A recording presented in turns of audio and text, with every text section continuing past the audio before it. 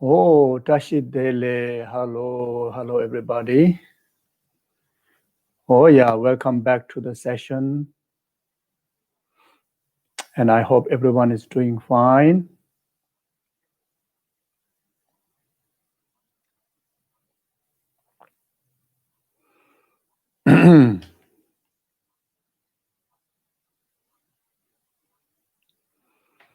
Yeah, so as usual, we start with taking a few minutes of moment to do breathing exercise to settle ourselves in the present moment.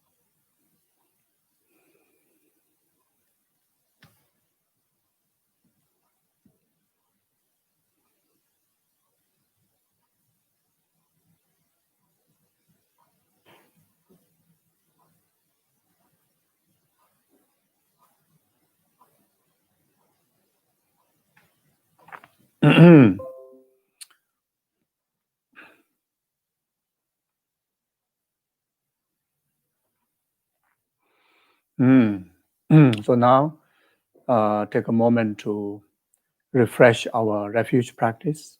Then in the presence of refuge objects, Guru Buddha Dhamma Sangha, then dedicate our life for the benefit of numberless sentient beings, happiness up to ultimate happiness of enlightenment. In particularly, this very session to be totally for the cause of eradications of all the sufferings and its causes to each and every single numberless mother sentient beings in this samsaric existence, and be the complete cause to abide each and every single mother sentient beings in the state of full enlightenment.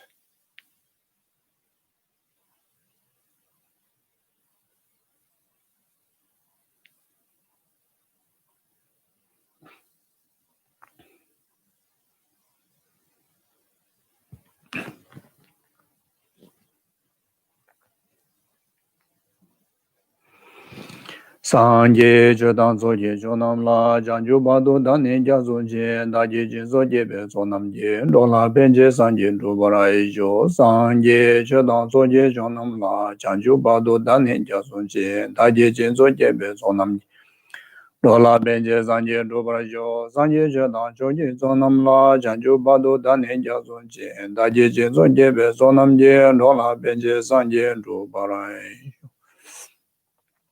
Kange do zene zone dawa damje bambe je dambe jene dende mango dam de la jaze lo. Tonye nyenje zondo jo be lama zeje zeje ganje dende nge chana be mo denze njazo la sowa debzo da ju jinje lo.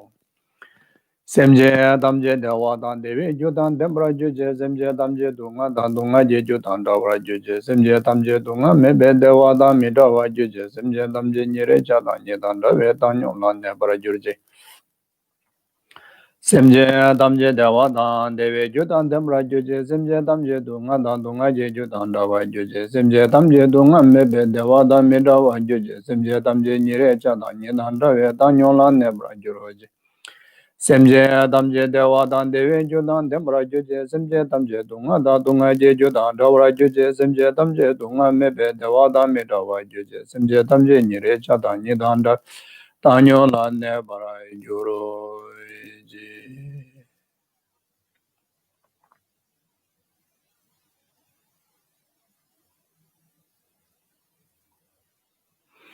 Okay, thank you.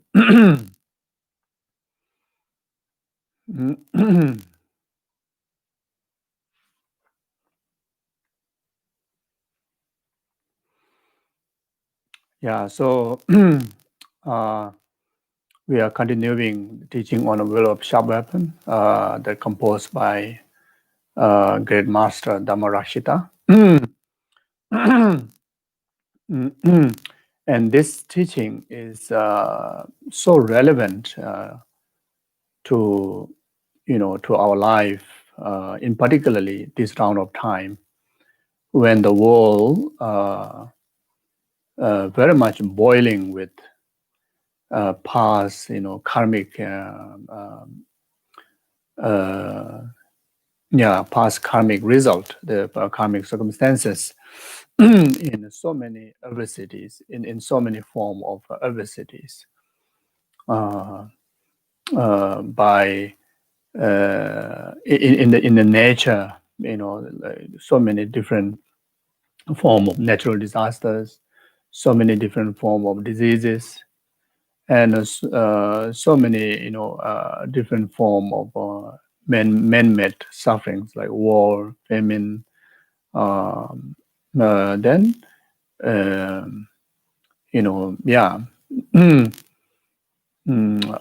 a lot of disharmony, which very much lead by ignorant attachment, aversion, ego-centeredness. So it is samsara itself is a very tormented,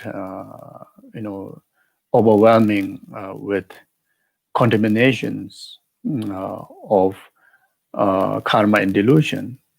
And even though the human realm regarded as a higher realm, compared to the rest of the other samsaric realm, but still, we human clearly can see, you know,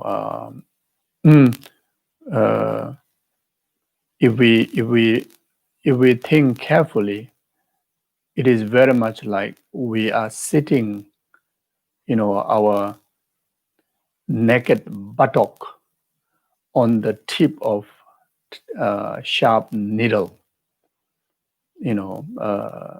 or naked body landed on the sharp needle. And that needle is like constantly, shaking, moving, poking like that. So can you imagine? It's as if there's not even one single moment of peace, happiness, settledness. It's completely, uninterrupted pain, adversities like that. So this is very much what we are going through. And the teaching, the will of sharp weapon, is experiential, experiential notes by Dharmarashita himself, who who dedicated his great number of time, great number of years and time in his life, dedicated in the place, in a deep in the jungle, where they are completely surrounded by foes, completely surrounded by harm givers, adversities, dangers in relation to calamities, in relation to wild animals, in relation to uncivilized humans, and at the same time, the condition put yourself into a very dark, very down, dark kind of environment. and through the teaching that he illustrated in Will of Sharp Weapon, liberated him in the midst of all these adversities. He able to remain untouched by all these obstacles, all these sufferings. He able to remain in the state of freedom from all these adversities, and completely in inner peace, completely undisturbed. Even when all the obstacles are, the adversities are directly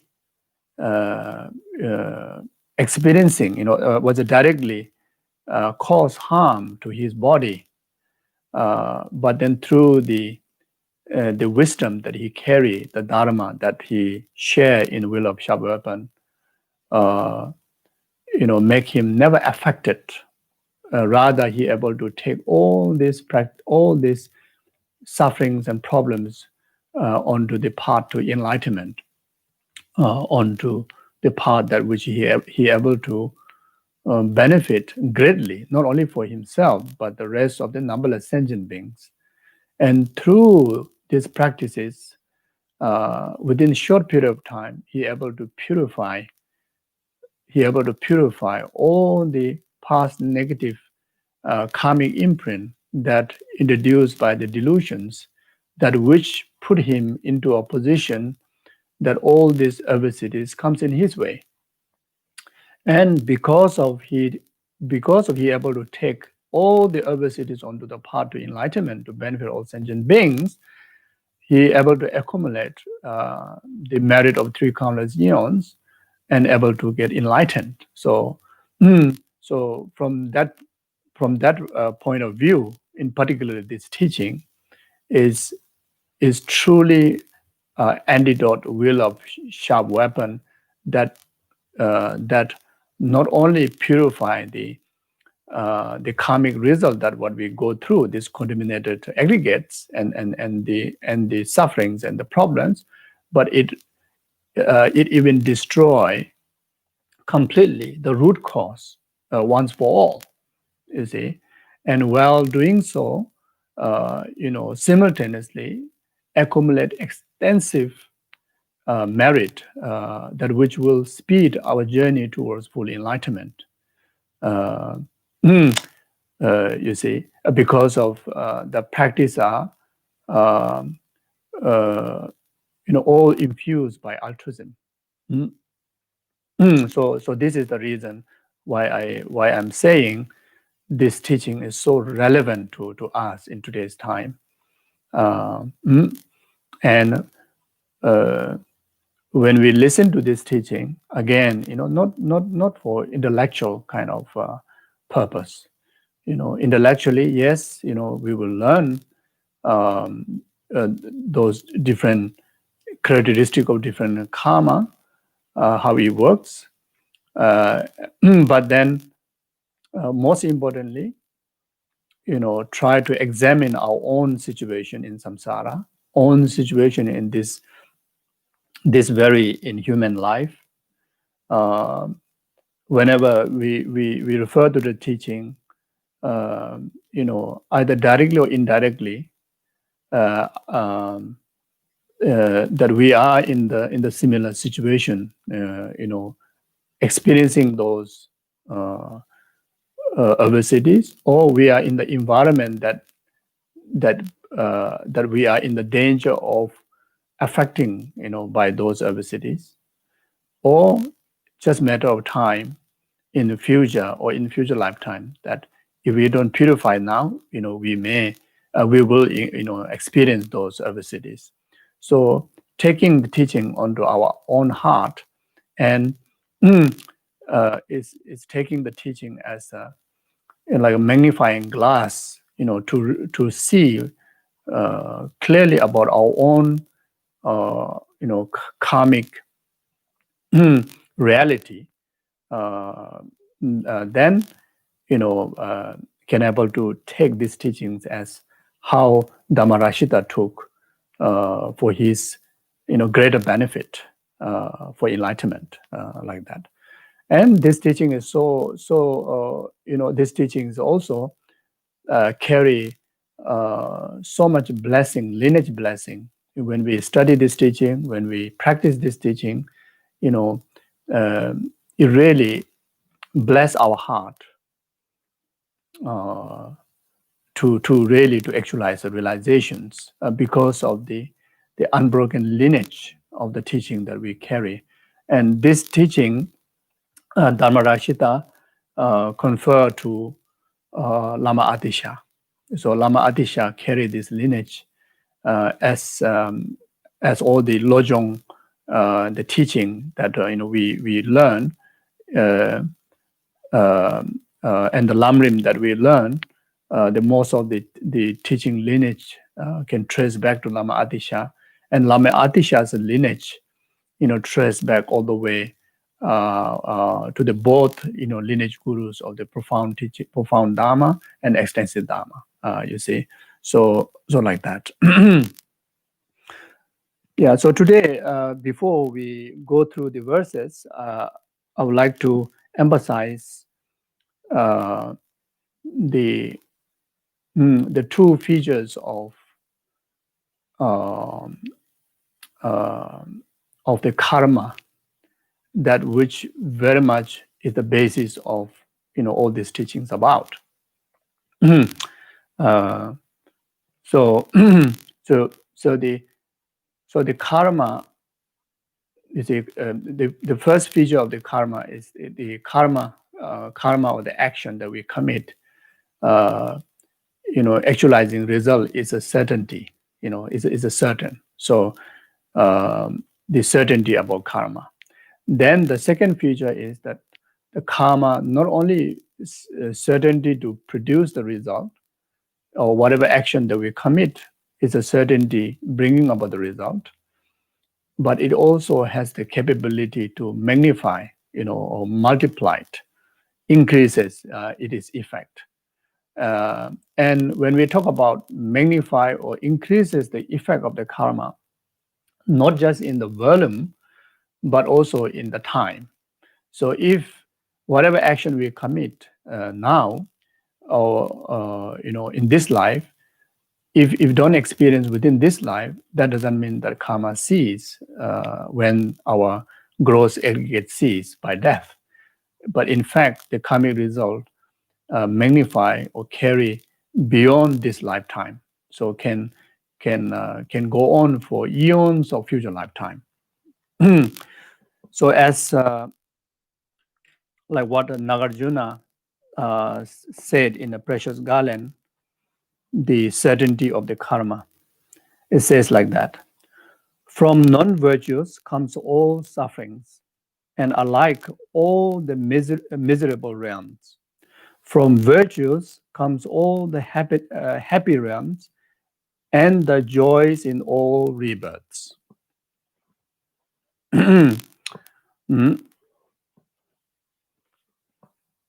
Then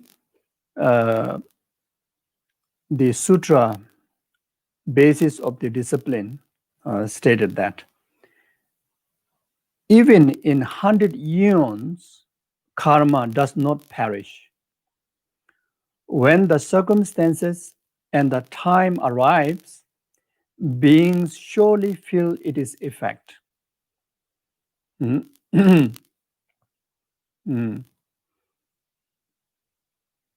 Then, so what are those karma? The karma, virtues, when it comes to suffering, then it is the result of non-virtuous action or the karma. When it comes to happiness, it is the result of the virtuous karma. So what do you mean by, what do we mean by virtuous karma and non-virtuous karma? How to define that?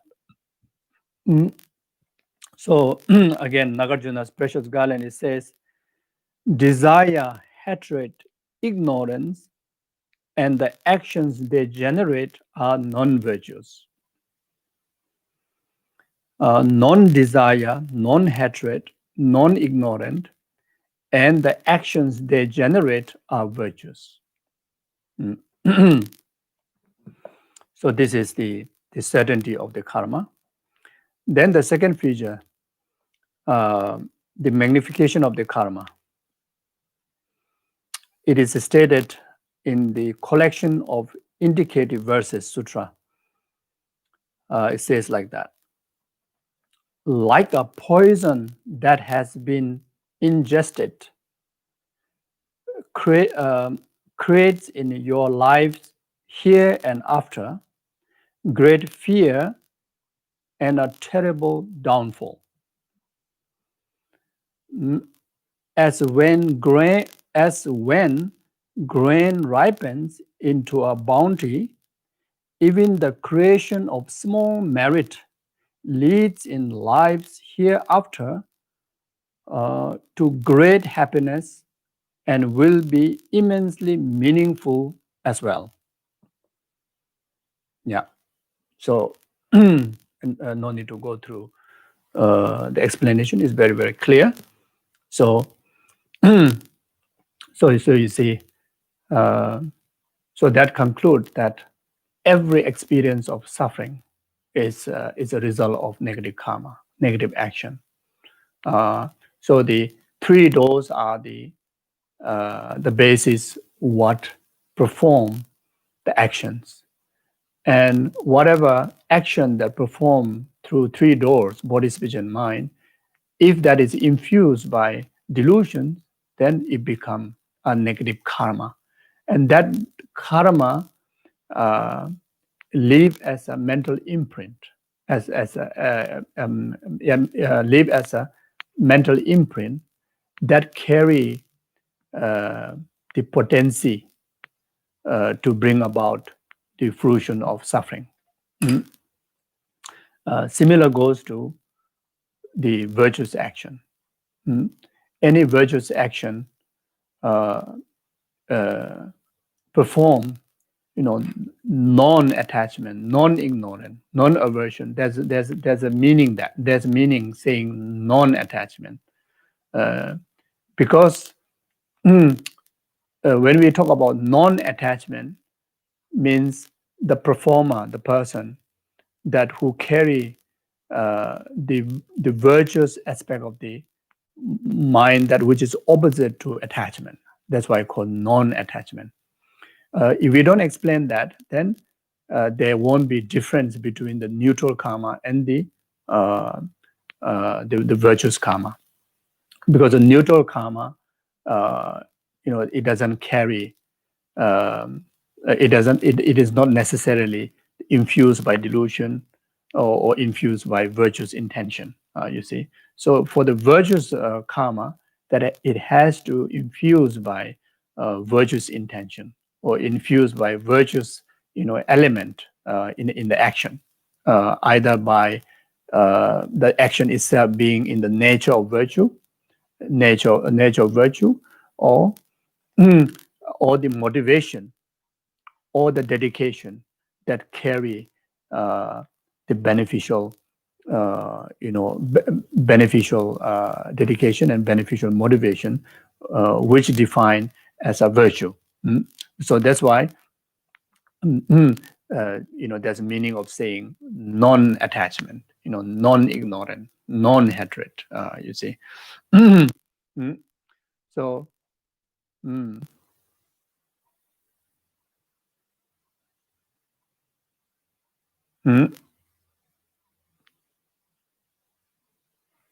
Yeah.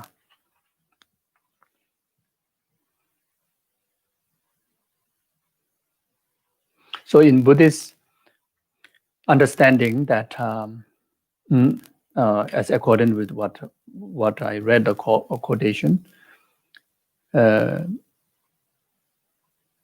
any all experiences in our life, or any experiences, the oneself is the responsible. no one else. So therefore, all the adversities, all the suffering that we go through in Buddhist way of understanding, no one out there to blame, no one else, except uh, you in the word you may read except oneself. But when you talk about that oneself, the self is not talking about this aggregates, is not talking about the overall identity, the person. Is talking about the mistaken I, that which inherently do not exist. You see, the mistaken I, the mistaken me, the mistaken, the egoic, centered, designated person. And that is self-grasping. That is the the ego, or that expressed by self-grasping. So the self-grasping attitude and self-cherishing attitude, whenever we say that no one out there is responsible of any misery that we experience, only yourself, that yourself referring to self-grasping and self-cherishing attitude. So so any experience in samsara is no one to blame out there, to anyone, anybody. It is all your own creation, and the creations of the self-grasping and self-cherishing attitude. Therefore,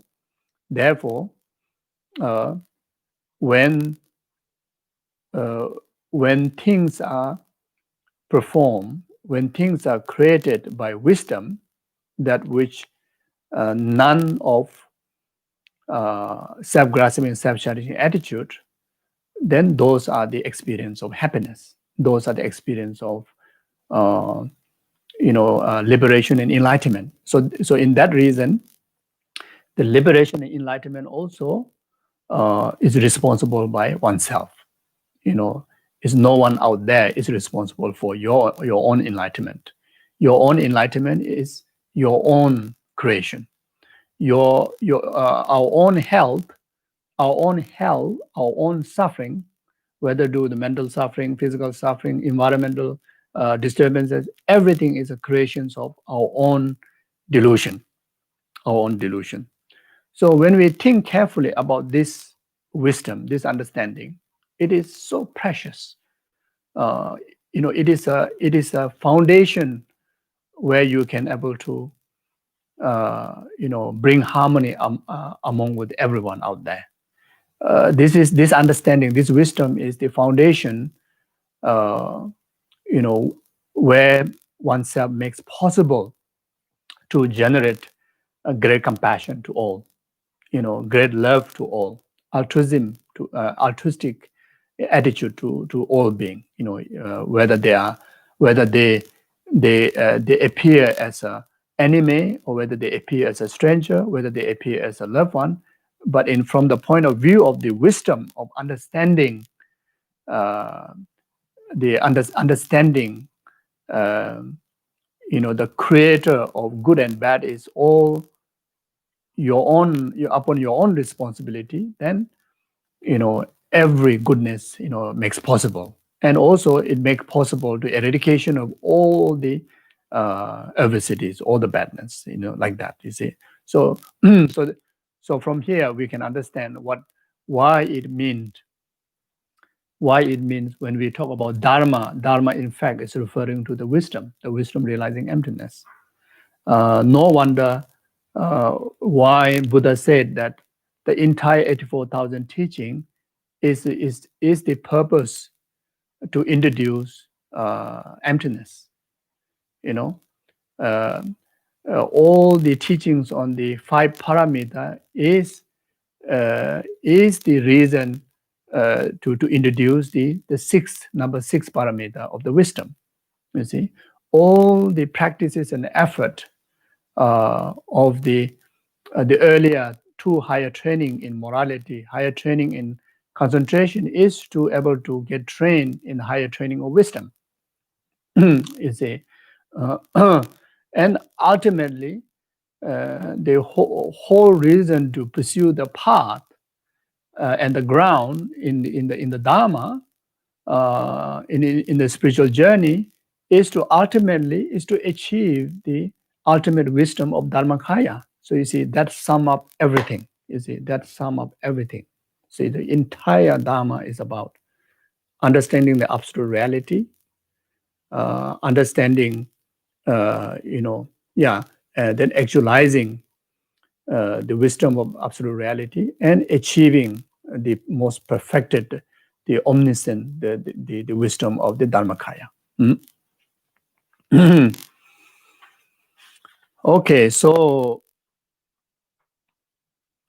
today we will go through the verse 12. If you are using the same text, the Great Collection of Lojong and a Will of Sharp Weapon, page 135.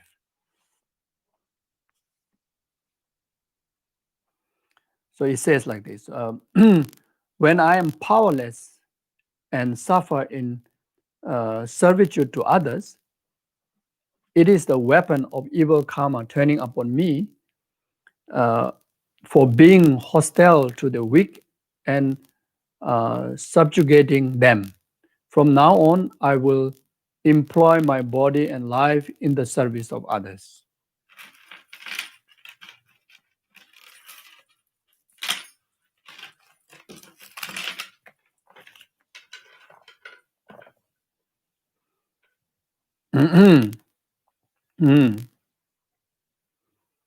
Yeah, so when I'm powerless and and suffer in the substitute of others, the suffering of what you call the domination by others, slavery,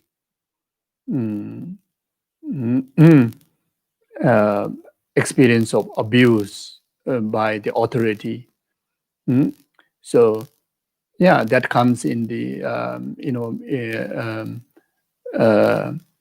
there are two aspects. One is within our own mental mental attitude. We ourselves put ourselves into a very low, wordless, you see, due to ignorant, due to delusion, due to not having wisdom. We ourselves regard ourselves wordless, wordless of living, wordless in the society. You see, so we're powerless and dominant, not only external, even internally. It can also refer within our own mind. And we become a slave to delusion. We become slave to delusion. Whenever attachment arises, we completely in service of attachment, desire. When the anger circumstances arises, we completely, bow down to the anger attitude, and become slave to fulfill the demand of anger. You see, then when the jealousy mind comes, then we don't even give one moment of second thought to examine whether I'm thinking rightly or not. We just completely surrender ourselves and be the servant of jealousy and make us suffer so much. Then depression. The depression. Many cases of the depression. Many victims are the victim of your own way of thinking. Our own way of thinking. Our own way of thinking of limitation about our own value. You see, or surrendering ourselves, becoming slave. Ourselves becoming slave to the negative thinking about our own life, our own self, and that's how the depression comes from. You see, so so this is the inner aspect of slavery. Now the outer aspect of slavery, then yes, we see the authority of money, authority of power, that you see so clearly in the world. uh, Regimes, how they abuse and put the ordinary people onto slavery. Uh, uh, then not only that, even in the family, certain, because of the size of the body, because of the age, or because of gender, that a lot of abuses happens, and put the weak one onto slavery, you know, like that. So even in the spiritual world, like even in the Dharma world, in Dharma organizations, in the monasteries, anywhere it's possible, uh, the, uh, if you have a wrong leader, wrong officer, then the weak one will be suffered. The weak one will put into slavery. Weak one will uh,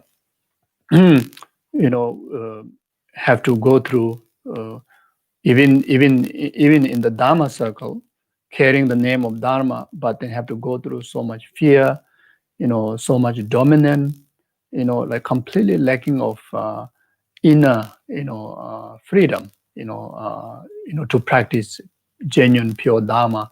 It happens. You see, it happens. Uh, yeah. So you see, then in ordinary world, I witness, some very innocent maids, in some country they use the name of maid. In some country they use as a helper. So they comes from more destitute families, poorer countries, poorer families, and come and work work as a helper, work as a maid. And I witnessed my own eye in quite a many cases. If I almost maybe can say in most, maybe 99% of cases, how the house master, the families treat the maids is so disheartening, so heartaching, so heartaching. It's almost like money is everything, and what you pay is so little. What you pay is so little,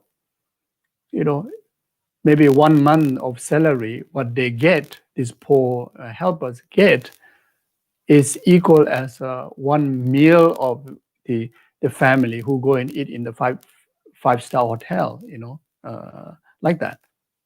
You see, and just because of that, and the way how these helpers sleep in where there's during the hot season, where there's no fans, no question about air condition. Many cases there's not even a fans, and the place that they stay, they sleep is like no windows, and it's so small, with all the other kind of so many other things, in a small bed, and the food that what they need to eat, they eat leftover foods, and they have to work, before everyone get up in the family, and they have to work until the last, until everybody goes to bed, and sometimes I witness that some of the family, talk, play, stay over midnight, 1, 2 o'clock,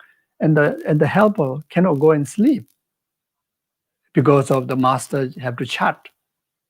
I was completely shocked. It's so saddening, like that. Even in the civilized world, and And some of these families, they regard themselves as a spiritual practitioner. They hold so many holy objects. They have so many so-called as gurus. Wow, so many high gurus. This guru, that guru, almost like they like competing the number of the guru they have. And the guru also not the simple, like a yogic is not good enough. They need some guru that who has many followers, big monastery, sitting on a high throne, and uh, you know carrying so many like attendants, and say that they have so much blessing. But then looking at the attitude, how they treat others, how they treat others, how they treat another human being, just another human being that who is cooking for you, who is cleaning your house, who is washing your clothes, uh, it's still you treat like that. I just completely shocked, unbelievable. It's like totally separated from what means dharma, what means blessing, just a word, just a word. Everything is overpowered by the delusion, just carry the name of dharma, shocking like that, you see. So it's very saddening, very saddening, very saddening like that. It's not good. Okay, but now the here is yeah, when someone experiences that, yeah, it is very hard aching. But then the teaching here is, if, like they say, yourself going through that position, then the weapon of evil karma turning upon yourself means you you have accumulated the karma in the past. You see. So uh, so you see.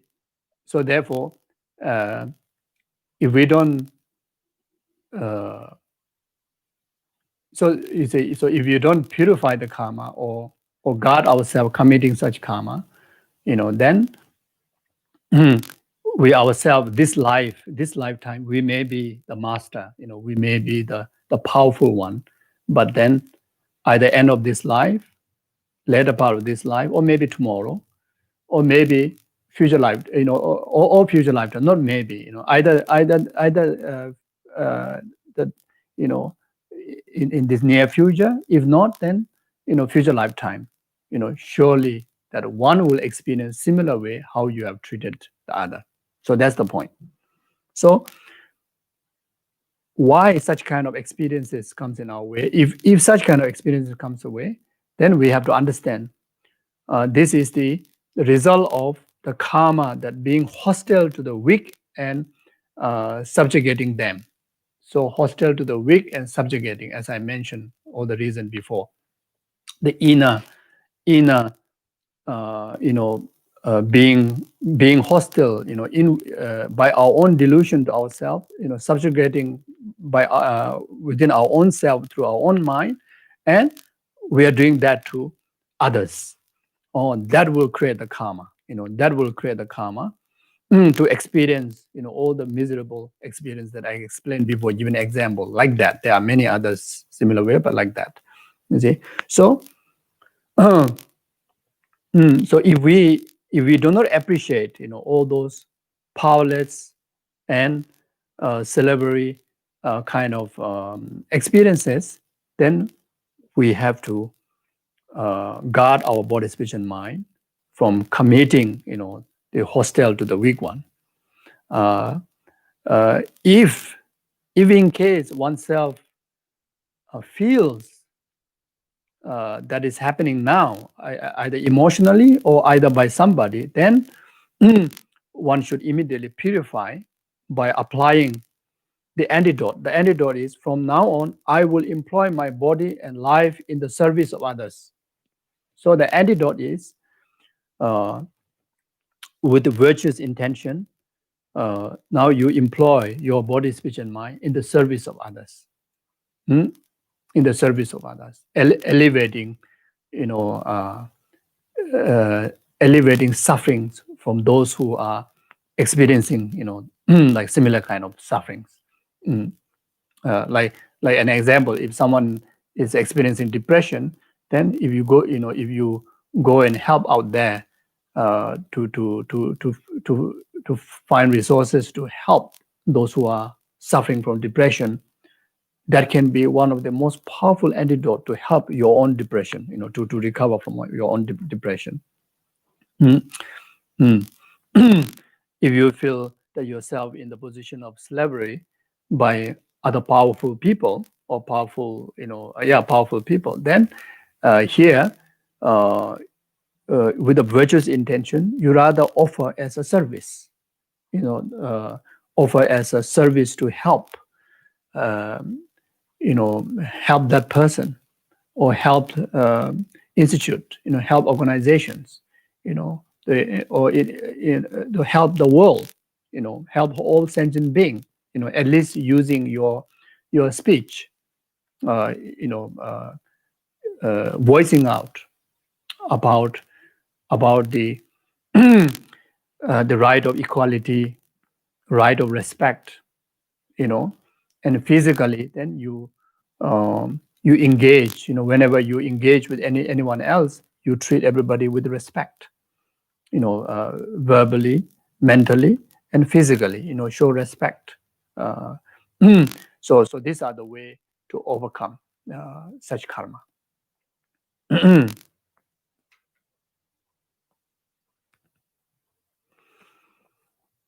Then verse 13, when unpleasant words reach my ears, it is the weapon of evil karma turning upon me for my verbal offenses, such as a divisive speech. From now on, I will condemn flow speech. Like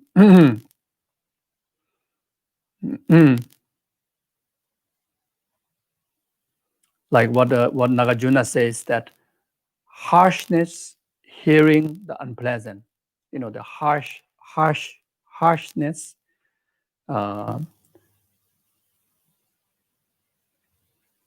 causes the hearing of unpleasant.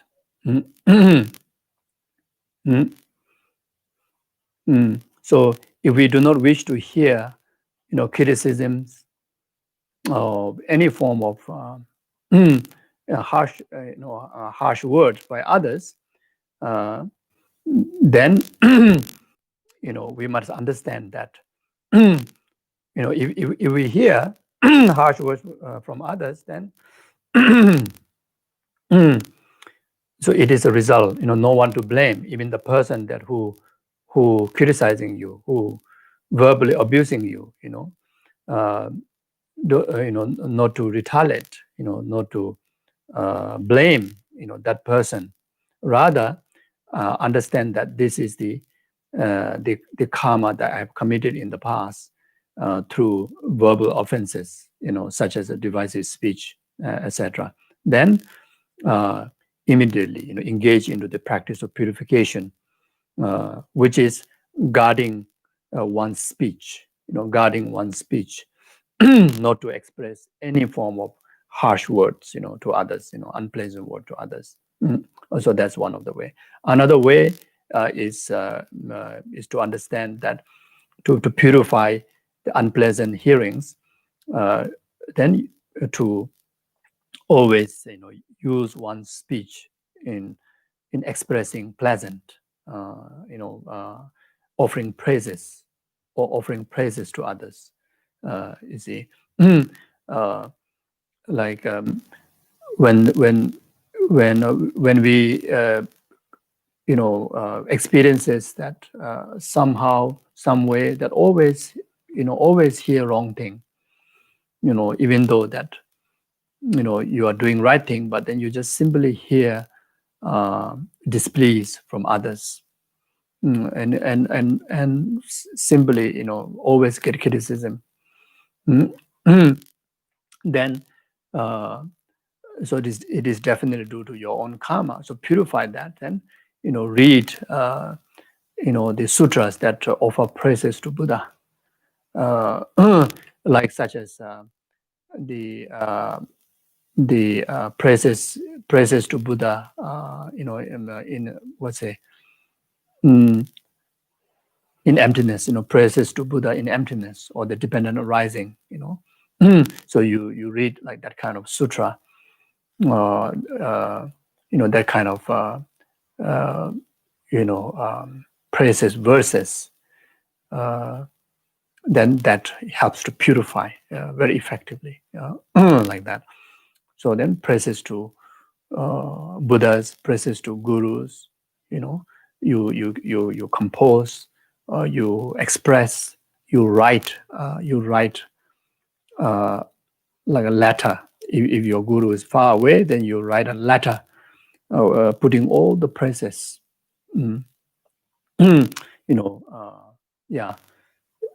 expressing the qualities of guru, So and that becomes very powerful antidote to purify such negativities, such negative experiences, like that.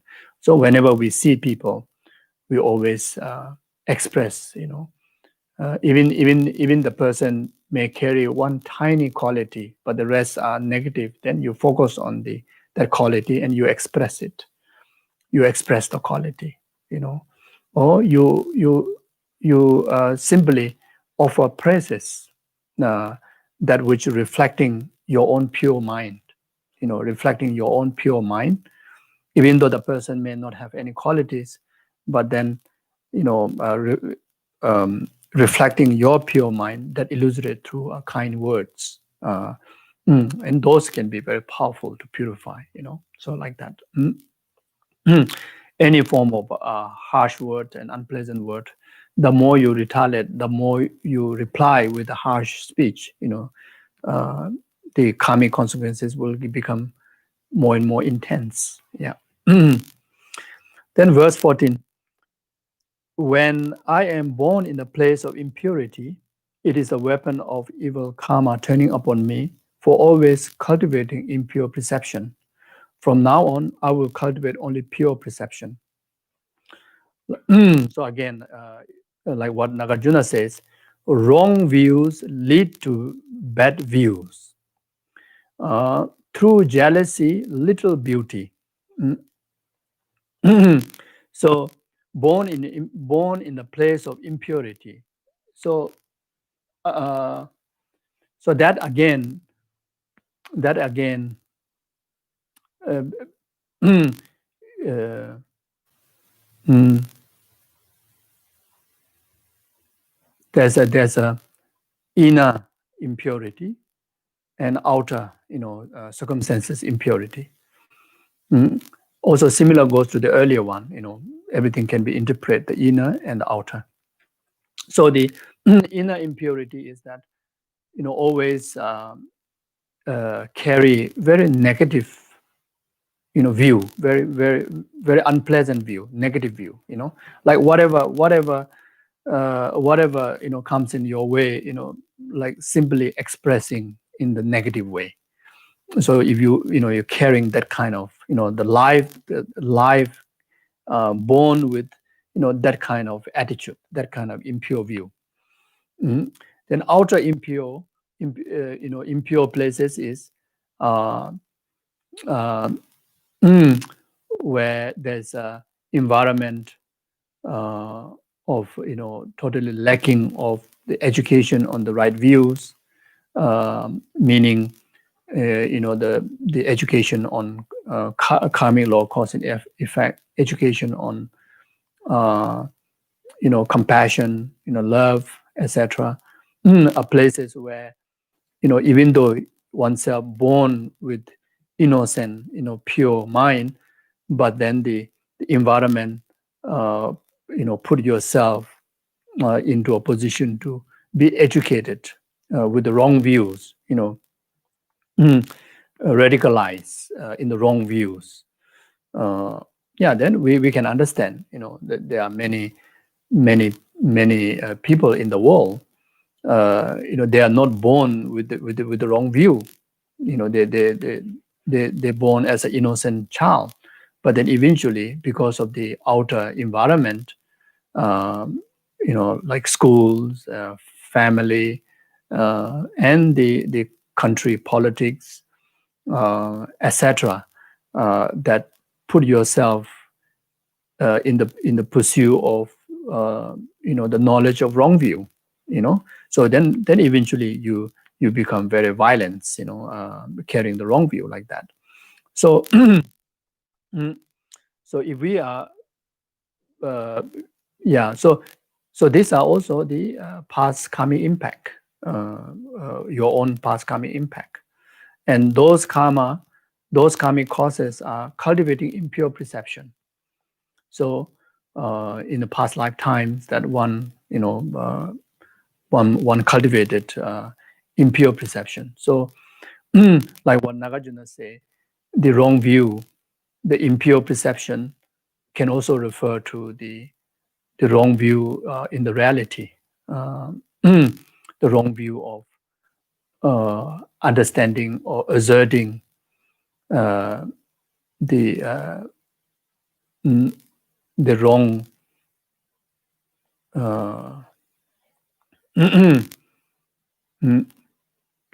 mistaken view on the reality. So like that. Then cultivating wrong view of against karmic law, cause and effect, and cultivating wrong view of against triple gem, like Buddha, Dharma, Sangha. Those are those are the karma that we accumulated in the past.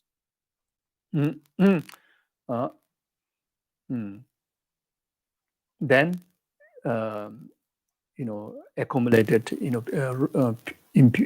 wrong perceptions, always interpreting impure way, negative way.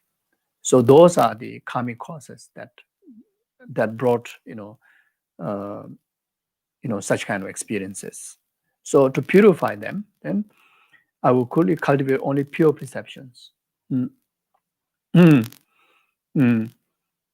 So one of the method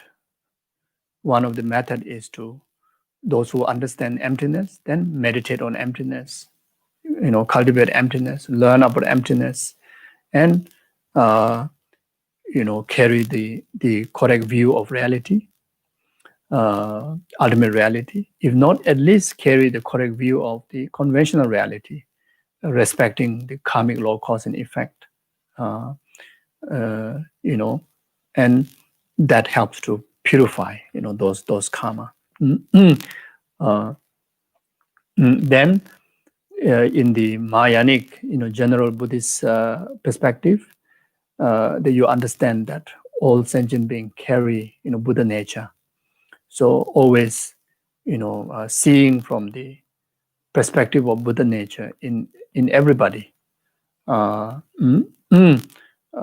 So that helps to purify the impure perceptions. Then from the tantric, those who practice, tantric yogas, then the deity yoga practices are the direct antidote to the impurity. So like, Tantra, it is the direct antidote to protect our mind from impurity.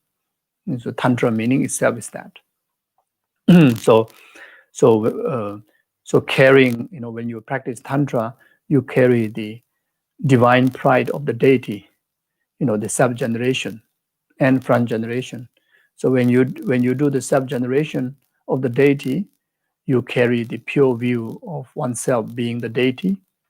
Oneself being the deity. Then when you do the front generation, then entire others, including the universe, you actualize in the mandala, the mandalas of the deity. So therefore everything become, pure celestial of the deity, and that is one of the most powerful antidote to purify, impure views, or purify any karma, any karmic experiences, as mentioned before, to purify them.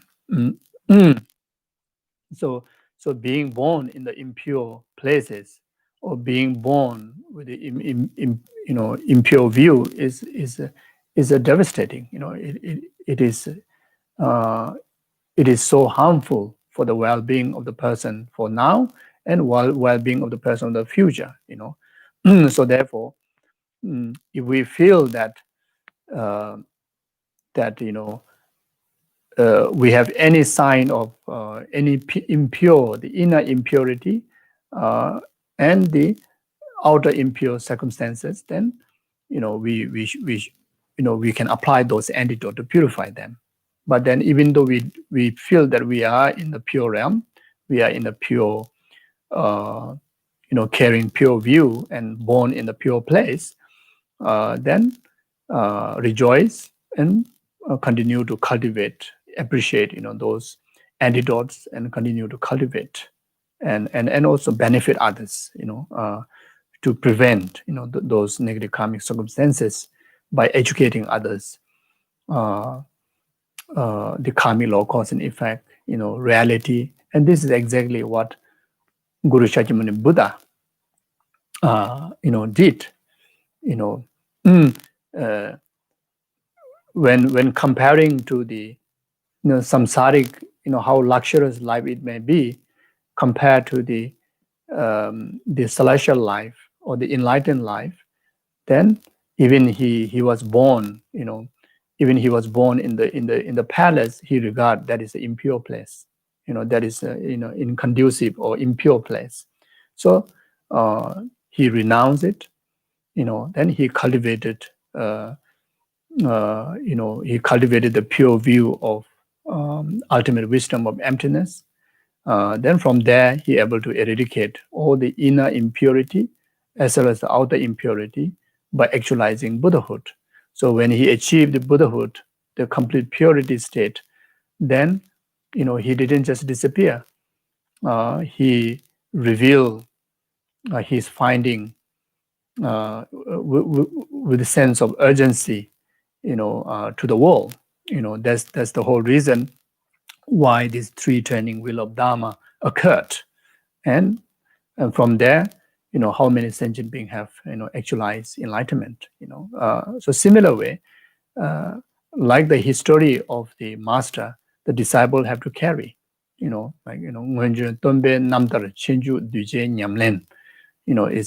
the whatever the biography and the story that our master have accomplished in the past is the duty of the follower or the disciple to practice them,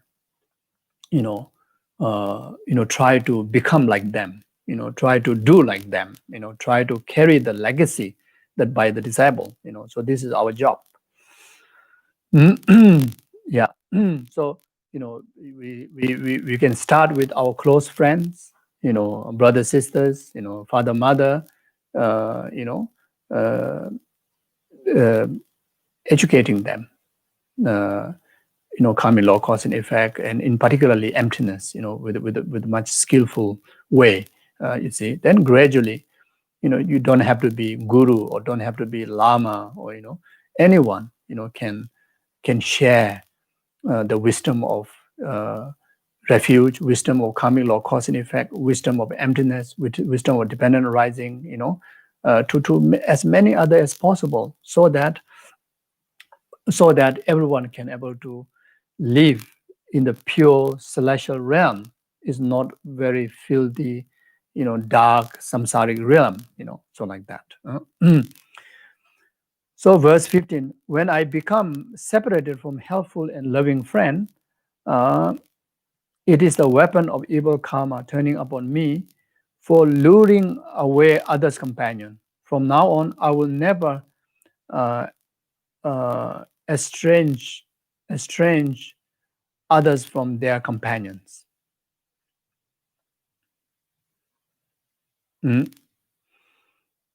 So again, the Nagarjuna says that from divisions, a parting of friends.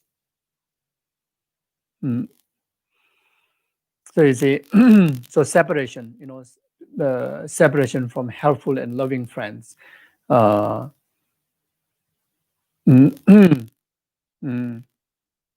Separation from families, either they pass away, or either they just go away from your life, disliking you, girlfriend, boyfriend, marriage broken, divorce, then uh, yeah, separating from from your guru's care, so separating from your guru's care, meaning that you are not, you're not allowed to learn from the guru, learn from the teaching, listen to the teaching, to be within the material and the dharma, mandala of the guru.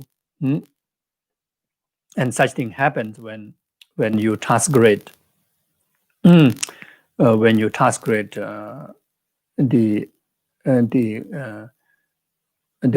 guru yoga precepts. When the disciple become contaminated with the broken samayas, then uh, uh, if such happen, in an obvious manner, then there are such cases that you could be expelled from the guru's mandala, expelled from the sangha communities, expelled like that. So this is the outer aspect. Then the inner aspect is the inner the transgression of the guru yoga commitment is when you break the samaya within your heart. Then even when you go to receive the teaching from guru, even you live within the guru's mandala, but then you don't receive the blessing in your heart, the guru's advice, guru's teaching cannot be the cause of our spiritual development. And these are is a huge separation. What means separation? So all these are the weapon of karma turning upon me, luring away others' companion. So if it's to do with the gurus, in the case of guru, then oneself cause division, among guru disciple. You create rumors among guru. You create division. Yeah, you create division among guru disciple with whatever reason can be. Just bring division, and that division took place by taking effect in the understanding either both or either one, either the guru or either the disciple, leaving, disassociating, living away from the guru, or guru living away from you, the disciple, so this, if we create a karma like that, then one experience, separation from the helpful and the loving, spiritual friend like gurus, like that. So therefore, when we are with virtuous friends, or was a Dharma brothers, sisters, never ever, it is so serious to speak, the limitations of the guru, limitations of the guru. And when we meet our guru, then speak limitations of his students. And if we are not careful, sometimes we do that. When you meet your guru, then you talk about his or her other students, all the wrongdoings and this and that, all the mistakes, this and that. Then that that bringing to the guru's ear is a huge karma. It's a huge negative karma. Is far more serious than bring division between ordinary circumstances. Now this is with the spiritual relationship, oneself causing division. Yeah, so when individual meet the guru, even guru asks about any of the other students, how they are, even the other student behave very, very badly, cannot speak about bad things, still reflect on the good part, or otherwise just keep quiet, don't talk. If you know that the student that guru is asking is only do wrong thing, and you are put in the position to explain, give some comments, then keep quiet, no word, no, cannot say anything. uh, you know uh, saying negative is extremely serious karma. Then when you meet the disciple, instead of talking about the quality, then yourself experience any negative experiences with the same guru, then you talk about that with the other person, other student, then that discount the other students' faith and conviction towards that guru. Huge karma, unbelievable negative karma. Unbelievable negative karma, you see. But in our ordinary world, we say, okay, I have bad experience with this guru, so I want to protect the other student. Therefore, I have to tell him all the bad thing about this guru. Normally, ordinary people think like that. But the reality is, we really don't see the absolute definite reality of what others are thinking.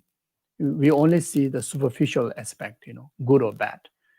First of all, our ordinary perceptions are very much is a false of true existence, inherent existence, false perception. We carry our gross mind, our not meditated mind, our normal mind, all a mistaken mind. Only all a mistaken mind. Even when we see the apple right in front of you, which is a real apple, real apple, but the way how we perceive mistakenly. So therefore, your understanding of the apple is completely wrong. And if you tell someone, describe this apple, you are actually interpreting wrongly, wrong in relation to the absolute reality. That much seriousness. Okay, but then in many cases, our delusion, exaggerate and project, exaggerated wrong thing. So even though there are certain faults in the guru, may be fact, or even the entirety of the guru's actions may be false, but then when someone like myself as an ordinary person, ordinary or still hallucinated person, when we start to interpret it about the negative qualities of the guru, without any doubt, is always have an exaggeration, always magnified in the negative connotations. So because of that, oneself commit heavy karma, because the speaking to whom has a spiritual relationship with that guru, you see. So these are very, very serious, and this often happens in our spiritual environment, you see. The very often happens, and these are faults of we are not study or analyze the teaching in more deeper, more more elaborate understanding, very, very gross, little superficial understanding, then all this very major seriousness is like undermined, you see. So if such thing happen in our spiritual practice, then it's a very heavy karma. So such and such a division happens, the karmic consequences is that so hard to meet guru, first of all, then so hard to meet perfect guru. You see, one of the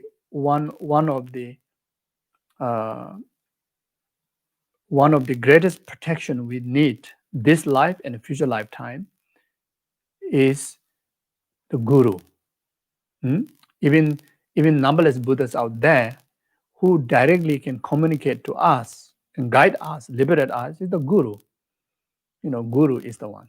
You see, even numberless Buddhas out there, but if we didn't meet the guru, we don't receive the Dharma. We don't receive the wisdom. Most of all, we don't receive the Dharma blessing. Okay. Now we may say, oh, no need guru, no need this so-called as a traditional guru. Now everything is printed, PDF file, open the computer, open iPad, everything can learn from there. So this is a modern academic way of thinking, it's not a spiritual practice way of thinking. For spiritual Dharma blessing and practice, must rely on the blessing. You see, must rely on the blessing. You see, without the blessing of a guru, how learned one may be intellectually, still zero. It's still zero. There's some little imprint of those words. But when it comes to heart, stay empty, stay dry. You see, we need this watering, the nectar or blessing of Dharma that comes only from Guru, no one else, only from Guru, you see. So when we commit the karma to not to meet the Guru is a heaviest karma, isn't it? You see. So if we bring division among Guru and disciple, saying negative about Guru, then how heavy karma it is. Now you can understand. You see. So therefore, one of a very important prayer that we always make, may ever lifetime, meet perfect Mayani Guru, like Kyewa Kundu Yangda Lama da Tame Chuji Pela Lonje Sada Lam Yunderam Doje Chanji Goma Yudu Sho. Kyewa Kundu Yangda Lama da. Kyewa Kundu means every lifetime, always able to meet perfect Lama, perfect qualified Lama. This is one of the prayer, you see. So, so this is very, very, very serious. So you see, very, very, very serious. So we have to be very, very, very clear about that.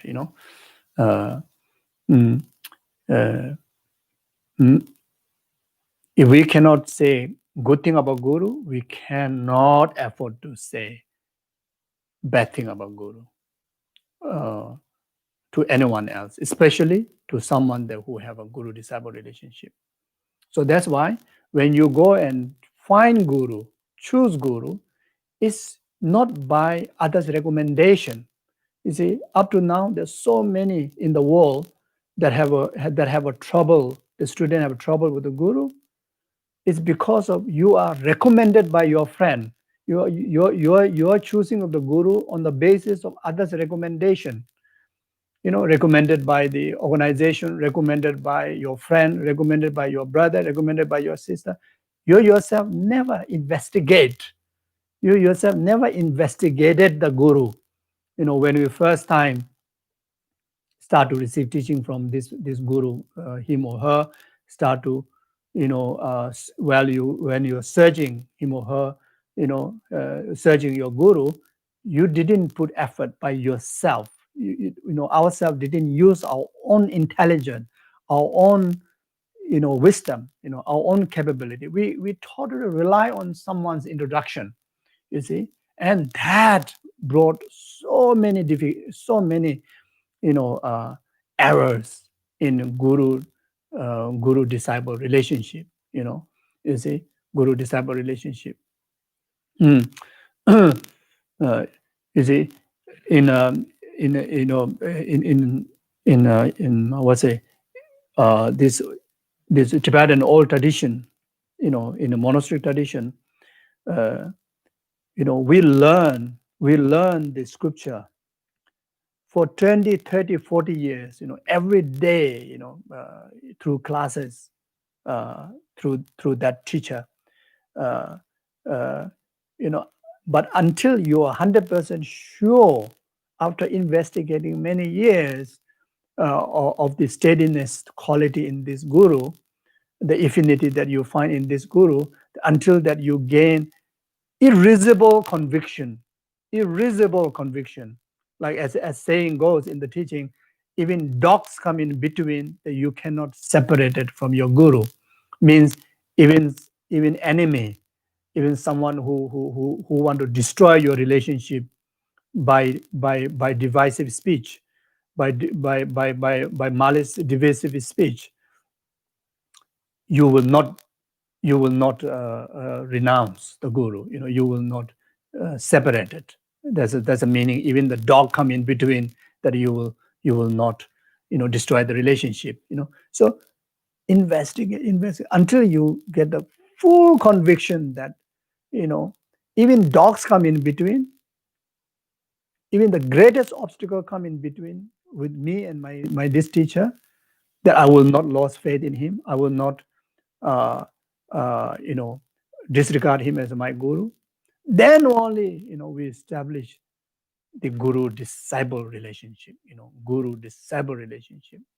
Some they take 20, 30 years, some they take 40, 50 years, like a Maitreya, was it like Asanga's story, minimum 12 years, minimum, it took about 12 years, because there's a lot of obstacle, the obstacle of inner obstacle of impure view, outer obstacles, until you cannot find your absolute guru, but still you put effort, your own cause of effort, not by recommended by others, you see. So that's why, that's the reason what I'm saying, you see. So it's so important. Mm, mm, yeah. So that's why, um, you know, uh, whether it's in the monastery, whether it's in the Dharma centers, Dharma organization, or wherever, especially in the group of people in the same guru, uh, always express all the time the qualities of the guru, then the harmony will be there. Harmony within one umbrella, one protection, one refuge. You see, then the spiritual success grows. Spiritual success, because there's a smooth ground of harmony is there. First is the harmony within your mind, because harmony where there's no groggy, where there's no lumps of inconvenience, like the land, the rocks in our heart, those like big rocky lumps of delusion is not there. Because whenever you see only qualities of the guru, your heart is always filled with the qualities of the guru. Your heart is completely pacified. Your heart is completely, neutralized. Uh, all the lumps and the bumps of the delusions, is it delusions, you see. So you harmonize your heart. When your heart is harmonized, when you meet the other students, you express, you share that harmonious energy through your body, through your mind, and through your speech. Whenever you only talk about guru's quality. Guru's quality means dharma. You only talk about dharma and virtue. Guru's quality means virtue. You only talk about virtue. Guru's quality means Buddha's quality. You only talk about Buddha's quality. You see, no other chatting. You see, uh, you see. So group of 5 people, 5 students, group of 100 students, group of 1,000 students, everyone, under the protection of the guru, uh, your body, speech, and mind completely harmonize inwardly as well as outwardly among the Dharma brothers sisters, and that is the basis of success. success within oneself, the spiritual realization, and success within the society, the growing of more sentient being will meet this perfect guru. You have more disciples.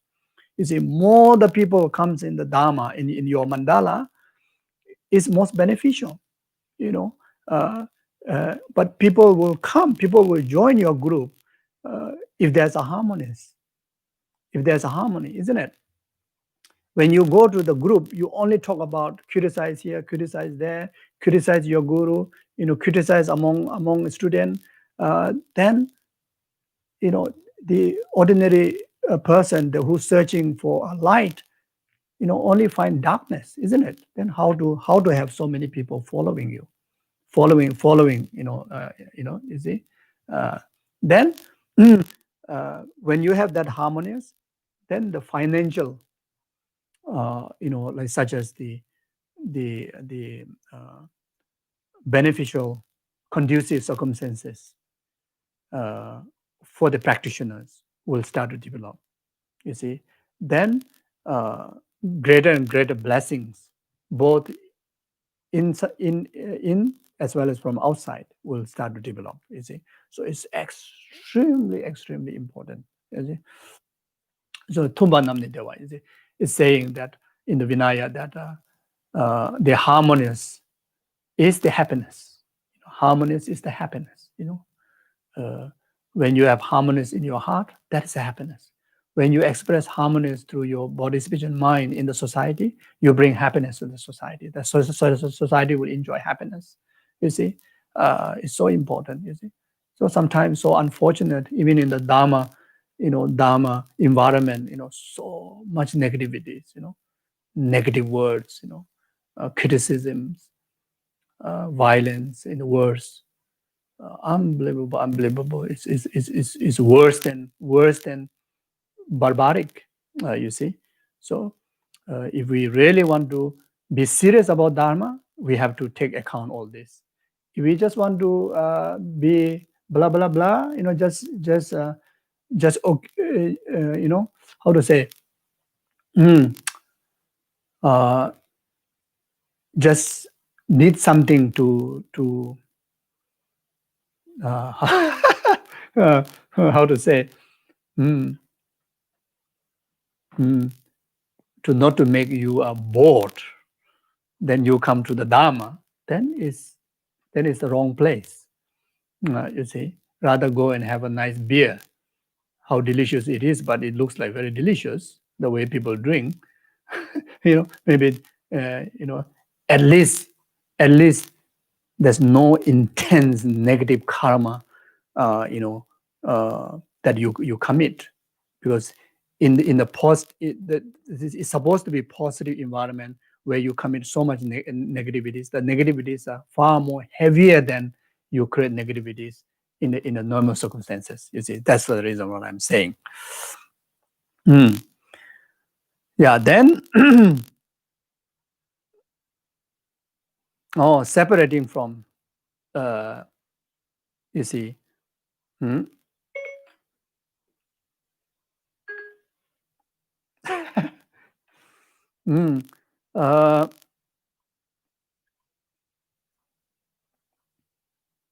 yeah, then in the ordinary life,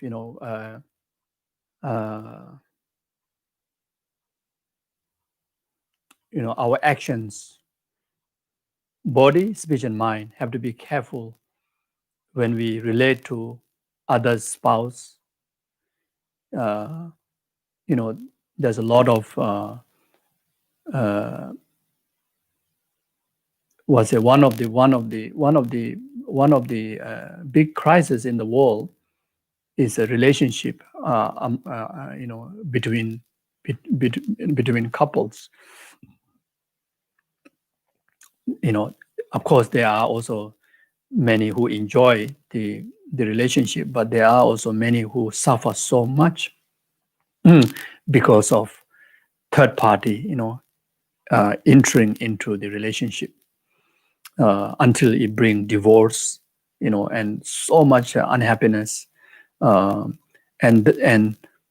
And if oneself is experiencing, and that one have committed such a karma in the past, and to prevent even you are not experiencing that, but to prevent perfect a relationship in the future lifetimes or future times, then you always be the conducive condition to make people the true relationship be even stronger, like husband and wife relationship, to tie them even stronger. You be the cause for that, not a cause of separation, not a cause of distraction in their relationship, you see. So uh, the saying that very important to understand, that not to cause a distraction in their relationship. You shouldn't be the cause of distraction in their relationship. Very important to understand this.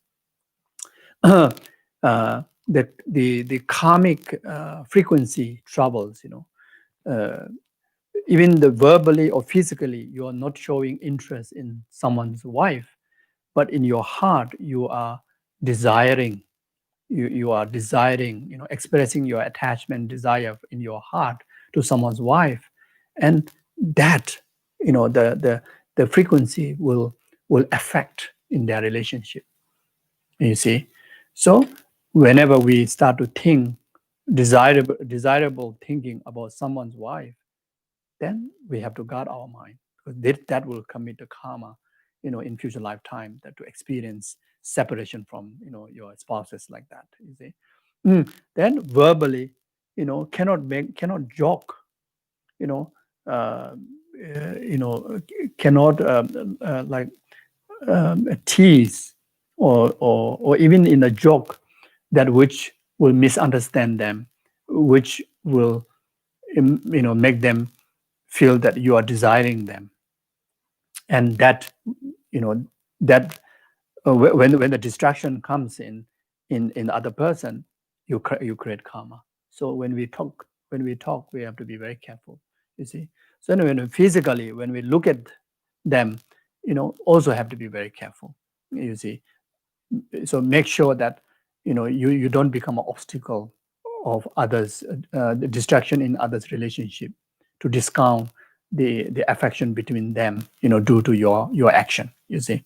So these are very, very important, because how important we regard loving and ultimate relationship among two person when come together, isn't it? And uh, we never want to experience in ourselves, so therefore we also cannot be cause for someone to experience that, and that helps ourselves to protect protect now and protect in the future, you see. So when we become the cause and condition to bring the harmonies among others, like a guru disciple, or spouses, or brothers sisters, etc., then ourselves create so much meritorious karma that you will receive so many love. You will respected love. Everyone become your friend. Everyone become a trustworthy friend to you. You see. And and how much we treasure trustworthy good friend in our life, isn't it?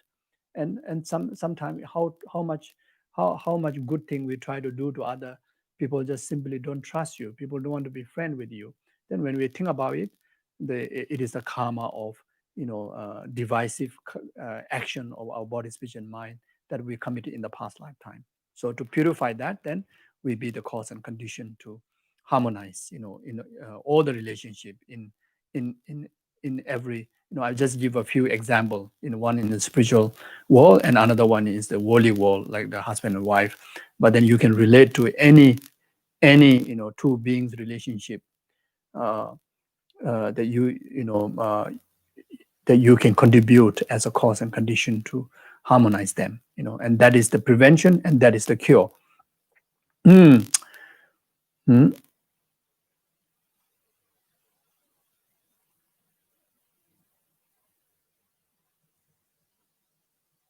Okay, thank you. So I will stop here. Yeah, so you can read again, these verses that we covered before, and as I said in the beginning, try to take on to practice and take this understanding as a tool to benefit others, which is so beneficial for yourself for now and future lifetime. So if we're able to do that, then really, the whatever Dharma discourses that we go through, it will be so beneficial. It is so effective. Otherwise, little benefit. Okay. So thank you very much and take care. Take care and yes, take care of yourself, take care of each other, and be happy in the wisdom of Dharma. Okay. Thank you very much. See you.